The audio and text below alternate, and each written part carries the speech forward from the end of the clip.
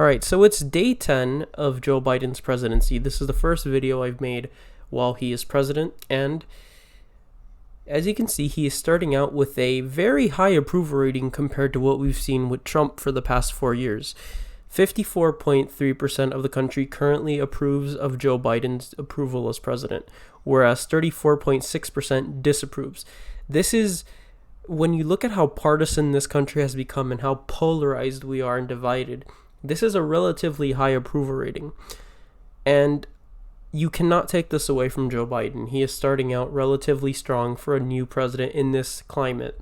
However, there are some warning signs in his disapproval rating primarily that we need to look at, because this is going to indicate what we should expect going forward in this partisan country where divisions seem to be rising. Because even though Joe Biden has positioned himself as a unity president, it is going to be very hard for him to get rid of this problem. Now, that's not to say it won't happen. He could definitely do it. Depends on how he manages his presidency. But this is an early warning sign, not because of Biden, but because of divisions which have been increasing in this country. So I want to show you his disapproval rating and compare it to every pre-Trump president. So in a 10-day span, Joe Biden's disapproval rating is, what is this? Okay, 34.6%. And Donald Trump's was 42.5%. And Obama's was 20.9%, which was basically 21%. And Bush's was 14%. And Clinton's was 17%. After that, there was this one, which had Nixon at 5%. 5% of the country said they did not like Nixon when he first came in. And of course, even when you go beyond that, you'll see that overall they had relatively high net approvals coming in, except for Trump, of course. Obama had about a 40% net approval. Bush had a 30%. Bill Clinton had a more modest one, but he came in with a 30% as well. George H.W. Bush 50, Ronald Reagan 37, Jimmy Carter 61. And this is net approval, which is how much more people approve than disapprove. Gerald Ford had a 68% coming in. It's harder to see, but 68%. Richard Nixon had a 54%. And Lyndon B. Johnson had a 76% net approval.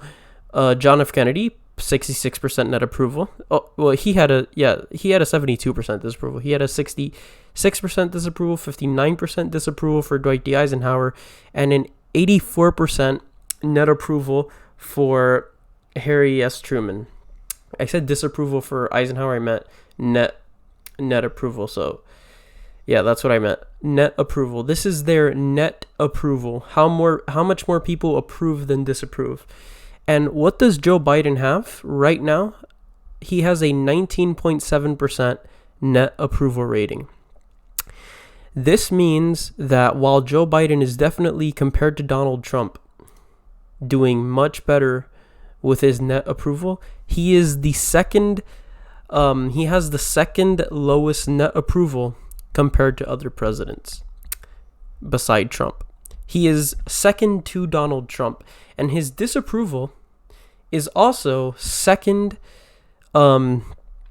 second highest out of any other incoming presidents. Remember, in the 40s and 50s, you had disapproval ratings in single digits. In fact, it used to be the case with presidents where there were higher unsures when they first came in, people saying, I'll see how he does, than disapproval, because most of the time you had Americans saying, I may not have voted for him, but I'll give him the benefit of the doubt.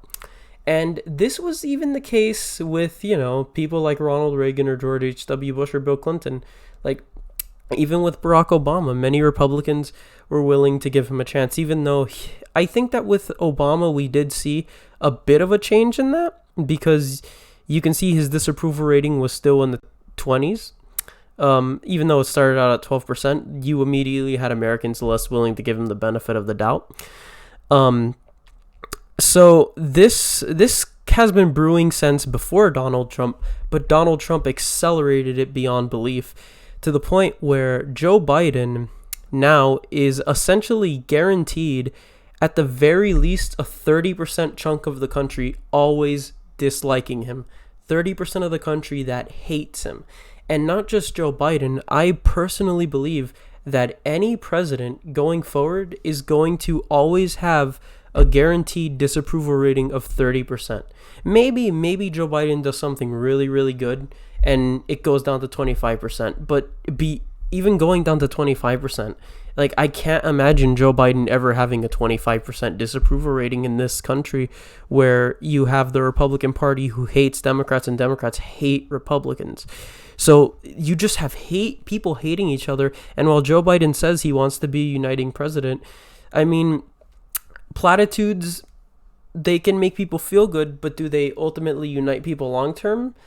I don't know. And that really is the test for Joe Biden, because if he wants to be a unity president, he's going to have to manage the fact that he has this 34.6% disapproval rating is how many people are guaranteed to vote for whoever the Republican is in 2024. These are the people that will never like him and any other president going forward. And that just indicates that Biden's hopes to unite the country might fall flat. And, of course, this is the honeymoon period. The fact that Joe Biden at his honeymoon period is not doing as strong as we saw pre-Trump presidents do should spell trouble for when we get deeper into his presidency, because typically the approval rating of presidents fall and they stabilize.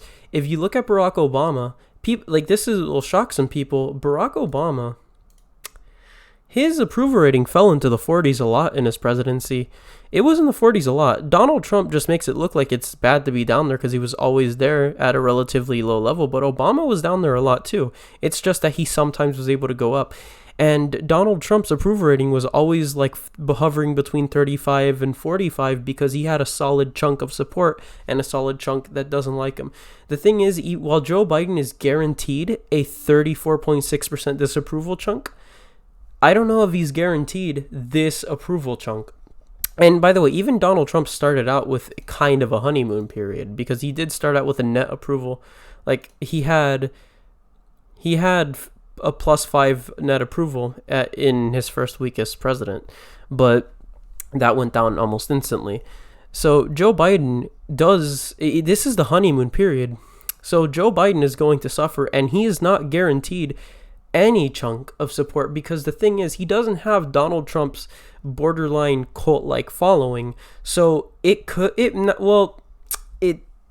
Democrats are kind of cultists themselves, but it could be that Joe Biden can fall further than Donald Trump ever did in terms of approval, because he doesn't have hardcore supporters. It's not about cult of personality with Joe Biden.